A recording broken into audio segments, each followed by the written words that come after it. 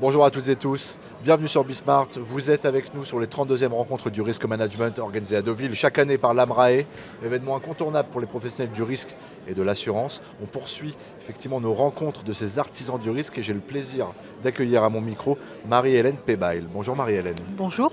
Vous êtes la présidente de la DFCG, l'association des directeurs financiers et de contrôle de gestion. Vous êtes la nouvelle présidente depuis janvier 2024, on risque de me tromper. Je voulais vous poser une question. Vous êtes effectivement présidente de la DFCG. Quelles sont les passerelles entre la DFCG et l'AMRAE, l'association des risques managers ? Alors, la DFCG regroupe les directeurs financiers d'entreprises de toute taille et les contrôleurs de gestion. Nous ne sommes pas des spécialistes, nous sommes des généralistes des dimensions financières de l'entreprise. Et les passerelles que je vois avec l'AMRAE, c'est que ce sont des experts de la gestion de risque, qui est un des gros sujets des directions financières. À la fois, le directeur financier, en fait, il gère les contrats d'assurance, entre autres, voilà, et toute la gestion de risque aussi. Donc je trouve très intéressant justement, en tant que présidente, moi, de faire du lien entre les réseaux et de pouvoir me rendre compte, c'est pour ça que je suis là aujourd'hui, me rendre compte de ce que des liens que nous pouvons faire entre nos adhérents, puisque le but de la DFCG, c'est d'accompagner les directeurs financiers, de créer des espaces de rencontres, de rencontres pour leur permettre de se parler, de leurs enjeux de direction financière, de leurs actualités d'entreprise. Nous avons également des groupes d'échange où nous travaillons sur la production de livres blancs, de cahiers techniques, justement sur ces sujets à enjeux qui aujourd'hui, dans les domaines du risque, sont l'intelligence artificielle, l'impact de l'intelligence artificielle sur nos métiers, sont la cybersécurité. Donc deux risques très importants. Et là, j'ai vu aujourd'hui dans les conférences auxquelles j'ai assisté que l'AMRAE porte ces sujets de façon très importante. Et également, toute la méthodologie, je trouve que c'est très important de se rapprocher aussi de l'AMRAE pour toute la méthodologie qui est mise en place, en particulier sur la cartographie des risques. Je vois que ça, c'est un sujet qui est vraiment très, très bien. Ça fait déjà 2 ans, je crois que c'est porté par l'AMRAE. Et je pense que nos directeurs financiers ont besoin aussi de se perfectionner dans leur méthode. J'allais vous en parler. Est-ce que vous voyez, vous qui représentez effectivement les DAF et les directeurs contrôle de gestion, est-ce que vous les voyez de plus en plus sensibilisés à la cartographie des risques ? Alors, est-ce qu'ils la comprennent ? Est-ce qu'ils l'approprient, l'adoptent ?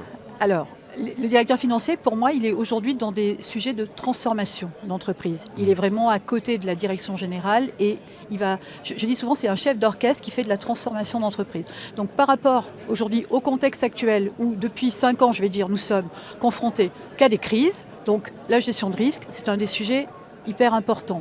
Après, le directeur financier, bien entendu, il a des équipes et pour la cartographie des risques, le risque humain, le risque informatique, le risque logistique, le risque intelligence artificielle, il y a énormément de risques. Donc la carto, ça fait partie aussi de son métier.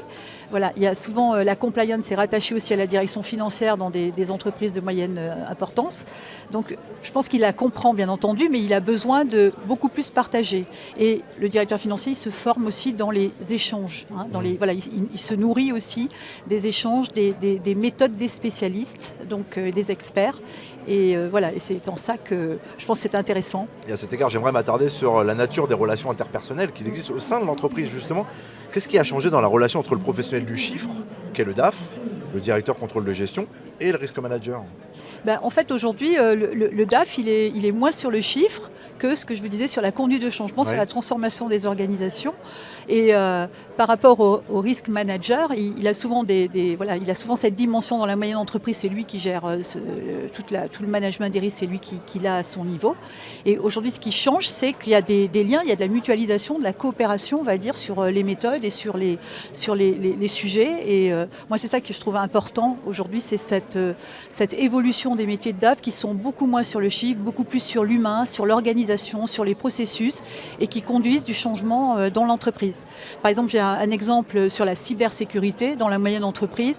Souvent, le dirigeant n'est pas plus intéressé que ça à ce sujet, même si c'est des sujets à enjeu et à risque très important. Et c'est le directeur financier qui va porter à la fois la mise en place d'une prévention, donc avec la carte des risques présentée par l'AMRAE, voilà, ça lui facilite aussi le travail, le pré-travail s'il n'a pas encore fait cette démarche. Et puis après, qui va aussi être un petit peu le chef d'orchestre de la gestion des crises, s'il y en a, dans ce sujet-là. Vous mentionnez effectivement le sujet particulièrement pertinent du risque cyber. On voit effectivement que c'est une coupe budgétaire pour certaines entreprises, de se dire on est capable effectivement de rogner sur certaines de nos dépenses, dont l'assurance cyber. C'est aussi au DAF peut-être d'aller effectivement voir la direction générale, lui dit il faut qu'on s'assure en cyber, au risque effectivement d'y mettre le prix, de payer les primes. Oui, c'est souvent, c'est le DAF qui est le garant de la bourse, on va dire, du cash. Donc c'est souvent lui qui a cette mission, je dirais pas compliquée, c'est pas ça, mais de sensibilisation de sa direction générale sur ces sujets. Oui, bien sûr. Il vaut mieux prévenir que guérir. Donc à la fois avec des méthodes, à la fois avec de l'assurance, et à la fois avec de la sensibilisation des équipes également. Ça fait beaucoup de sujets et c'est très intéressant. Qu'il s'agisse effectivement du risque manager ou du DAF, des postes en pleine évolution.